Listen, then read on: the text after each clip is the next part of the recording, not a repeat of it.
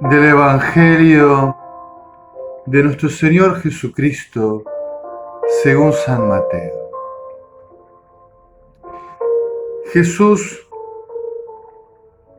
dijo a sus discípulos: no son los que me dicen Señor, Señor, los que entrarán en el reino de los cielos, sino los que cumplen la voluntad de mi Padre que está en el cielo.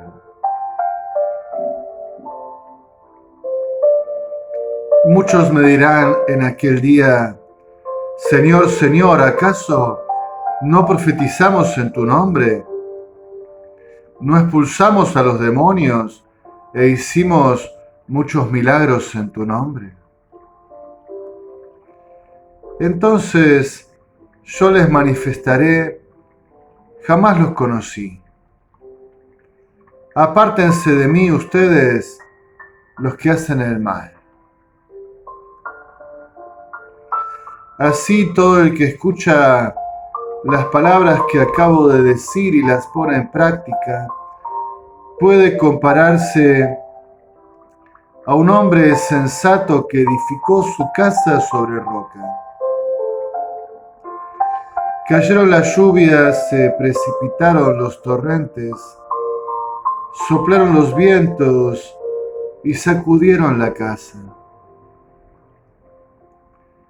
Pero esta no se derrumbó porque estaba construida sobre roca.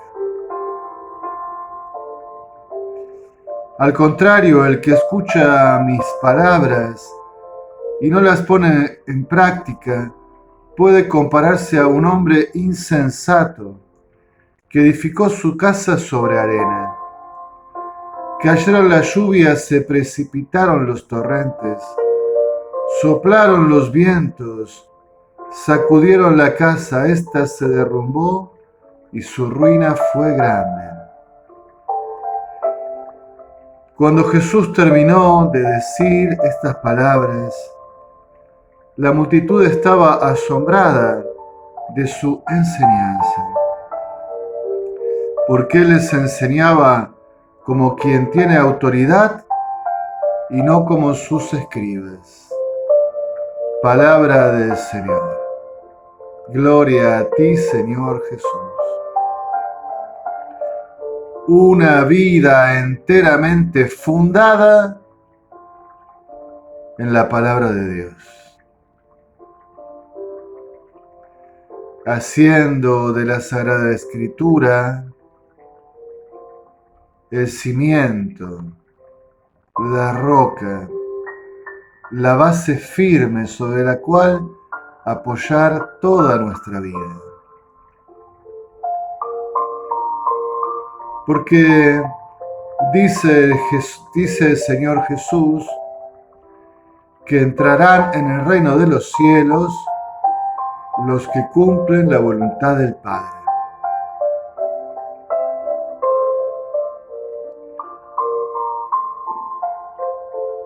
Y en contradicción coloca extrañamente a quienes dicen que han profetizado en su nombre, que en su nombre han expulsado demonios y han hecho milagros. Pero se les dice: jamás los conocí, apártense de mí, ustedes los que hacen el mal. Sus obras exteriores, hasta diría extraordinarias, sin embargo parece que están afectadas. No son reconocidos ni ellos ni sus obras porque no están en Dios, porque no están en su voluntad. Y en el fondo, el criterio de juicio es la intención recta, pura, y la ejecución, la concreción de la voluntad del Padre Dios en nuestra vida.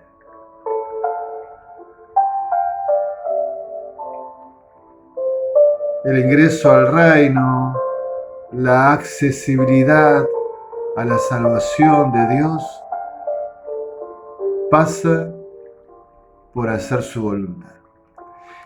Y así entonces Jesús cuenta esta parábola sobre los dos hombres, el que construye sobre arena y cuando vienen las tormentas, el agua por debajo de la casa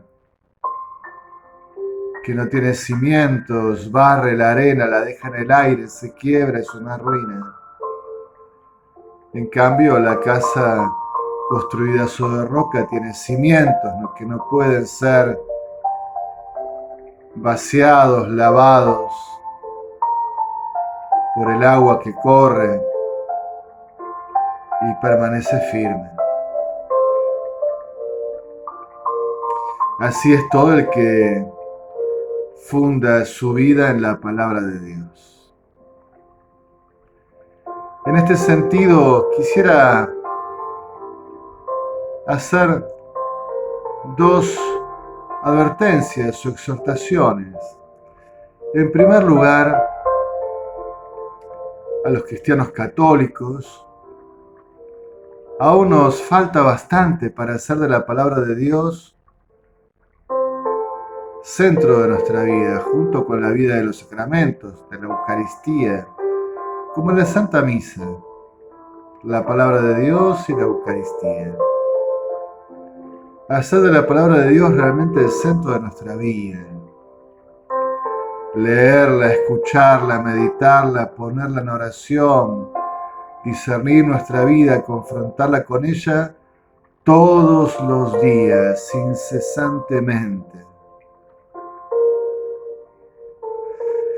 Ser realmente lectores, orantes, tan asiduos de la palabra de Dios, que la palabra de Dios no deje venir como las olas del mar a nuestra vida una y otra vez.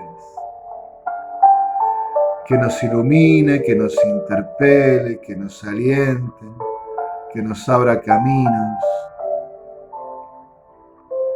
Que tengamos ese ejercicio virtuoso de tener siempre la palabra de Dios en la mente y en el corazón. Tenerla siempre delante de nuestros ojos como orientación para vivir, como manual de vida, la palabra santa de Dios, la Sagrada Escritura. Creo que tenemos que caminar por aquí ciertamente. En estos tiempos de crisis de la Iglesia, estoy seguro que quienes puedan salir airosos de la crisis, fecundos, fuertes, luminosos, serán aquellos que puedan apoyarse en los elementos básicos, en los cimientos. Una sólida, metódica, cotidiana oración personal, un cultivo fervoroso de la Eucaristía en la celebración dominical y quizás con más frecuencia en la frecuencia propia del amor, en lo diario y en la adoración eucarística, y quienes sean varones y mujeres de la palabra de Dios, asiduos lectores orantes, contemplativos de la palabra. La oración, la palabra de Dios, la Eucaristía. Allí hay que poner los cimientos, en estos tiempos y en todo tiempo. La segunda advertencia tiene que ver con una situación peligrosa que está sucediendo en la iglesia que peregrina en nuestros días. El mal está haciendo ataques muy directos. Evidentemente está haciendo ataques directos a la Eucaristía, ataques directos al orden sagrado, al sacramento del orden, la estructura jerárquica de la iglesia, de la estructura pastoral de la iglesia, y está haciendo ataques puntuales a la revelación, a la tradición y a la Sagrada Escritura. Y acerca de la Sagrada Escritura, yo percibo que hoy se multiplican, se reeditan, se actualizan errores antiguos de toda la historia. Y entonces hay mucha gente que va dejando de creer que la palabra de Dios es de Dios y es solo palabra de los hombres. Y que tiene una escasa formación y una torpe interpretación de la inspiración bíblica. Porque algunos en la historia, como pasa hoy, para afirmar que la palabra de Dios es de Dios, que es inspirada, niegan toda participación del hombre.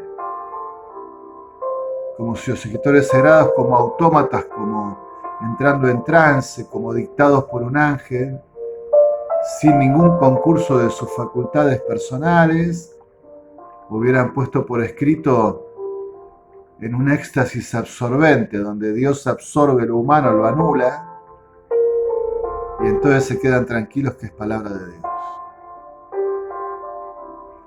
Propia de la herejía cristológica llamada absolucionismo o monofisismo. Otros piensan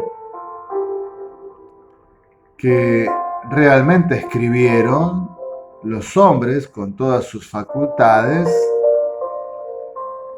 con sus condicionamientos históricos, culturales, epocales, con su propia personalidad, psicología, y que entonces evidentemente es palabra humana. ¿Y en qué sentido es palabra de Dios? Bueno, algunos en la historia han dicho que una vez que los hombres lo escribieron, bueno, como que Dios bendijo eso que los hombres escribieron. O sea, un error en el cual lo humano anula lo divino o lo limita en exceso. Tan propio de otras herejías, digamos, ¿no? También de carácter cristológico, que acentuando la humanidad de Cristo niegan su divinidad. Igual con la Sagrada Escritura. Y entonces hoy pulula mucho esta idea de que hay en la Escritura cuestiones que son culturales, epocales, y entonces han quedado como fuera de rango, de actualidad, que son cosas del pasado.